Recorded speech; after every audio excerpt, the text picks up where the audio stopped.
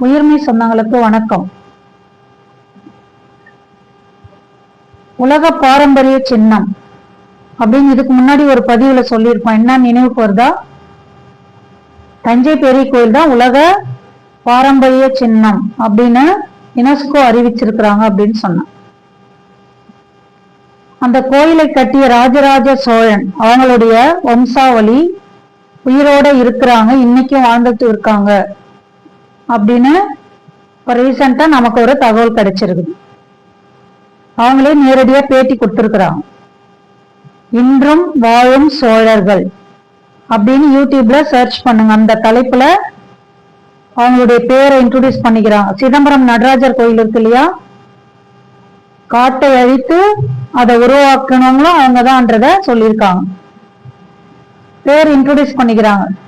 மன்னன் சூரப்ப சோழர் அப்படின்னு தன்னை அறிமுகப்படுத்திக்கிறாரு. அவருக்கு ஒரு அண்ணன் இருக்கிறதாவும் சொல்லியிருக்கிறார். அவங்களுடைய அம்மாவும் இருக்காங்க. ராஜேந்திர சோழன் முடிசூட்டு விழா போட்டோ, அவங்களுடைய பயன்படுத்தின வாள் எல்லாமே வச்சிருக்கிறாங்க. ஒரு 1000 வருடம் கடந்த ஒரு கோயில் நிக்கிது தமிழுக்காக அப்படின்னா அவங்களுடைய அடுத்த தலைமுறையை நாம பார்க்கணும்ன்றது ஒவ்வொரு தமிழர்களுக்கும் ஒரு ஆவல் இருக்கும். அப்படி பார்க்கணும்னு நினைச்சீங்கன்னா பிச்சாவரம் ஜமீன்தார்கள் அப்படின்னு இன்னைக்கும் உயிரோட சோழர்கள் வாழ்ந்துகிட்டு இருக்காங்கன்னு அவங்க பேட்டி கொடுத்திருக்கிறாங்க. அவருடைய பேரும் மன்னன் சூரப்ப சோழர். அண்ணா இருக்கிறது அம்மா இருக்கிறது எல்லாமே சொல்றாங்க. யூடியூப்ல சர்ச் பண்ணி பாருங்க. அவங்க எப்படி எழுதலான்றத இப்ப நம்ம பார்க்கலாம். முதல்ல என்ன போடணும்? சுழி. இதுல இருக்கிற எழுத்தை பார்த்து நாம ஒரு பதட்டமும் பட வேணாம். சுழினா ஒரு ரப்பரோ ஒரு வாட்டர் பாட்டில் முடிய வச்சு ஒரு சுழி போட போறோம். டவுன் கர்வ் இங்கிலீஷ்ல வளையல வச்சு ஒரு வளைவு போட போறோம், அவ்வளவுதான். சிறிய வளைவு, இந்த இடத்த கொஞ்சம் மைன்யூட்டா எழுதணும், எழுதுறதுக்கு சுலபமா இருக்கும். சிறிய வளைவு. அடுத்தது நிலா மாதிரி போட போறோம், அதான் இடது வளைவு.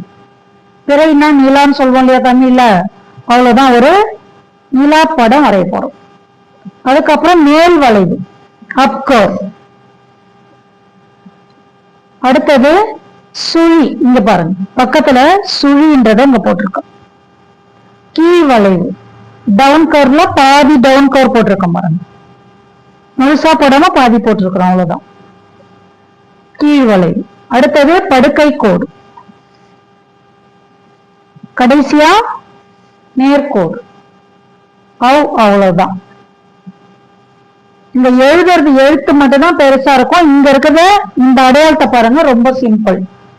திரும்ப அதுவே தான் வரும். சுழி சுழி, கீழ் வளைவு மேல் வளைவு, படுக்கை கோடு நேர்கோடு, இவ்வளவுதான். நம்ம சொன்னா புரியணுன்றதுக்காக இப்படி எழுத்தால கொடுத்திருக்கிறோம். அதுல இருக்கிற அடையாளம் இதுதான். அக்குன்றது உங்களுக்கு பார்த்தாலே தெரிஞ்சது, சிம்பிளா. சுழி சுழி சுழி, அக்கு, அவ்வளவுதான். இப்ப நோட்ல எப்படி எழுதலான்றத பார்க்க போறோம். முதல்ல என்ன போட போறோம் பாருங்க, சுழி. அடுத்தது கீழ் வளைவு. அதுக்கப்புறம் சிறிய வளைவு, சின்னதா கொஞ்சம் வளைச்சு விடுன்னு சொல்றோம். நிலா மாதிரி போடுறோம். இடது வளைவு, அப்கோர் மேல் வளைவு, அவ்வளவுதான். அடுத்தது சுழி, கீழ் வளைவு, படுக்கை கோடு, நேர்கோடு. கடைசியா சுழி சுழி சுழி, அக்.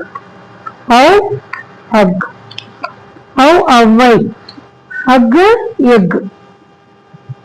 சுலபமா இருக்குங்களா? ஒண்ணுமே இல்ல.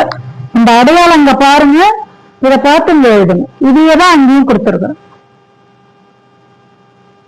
உங்களுக்கு எழுதி காமிச்சா தெரியுன்றதுக்காக சிம்பிளா எழுதி காமிக்கிறேன். இதுவே தான் இங்கேயும் இருக்கு. இந்த அடையாளத்தை பார்த்தோம்னா அப்படியே எழுதுங்க, அவ்வளவு சுலபம். அடுத்த பதிவுல பார்ப்போம்.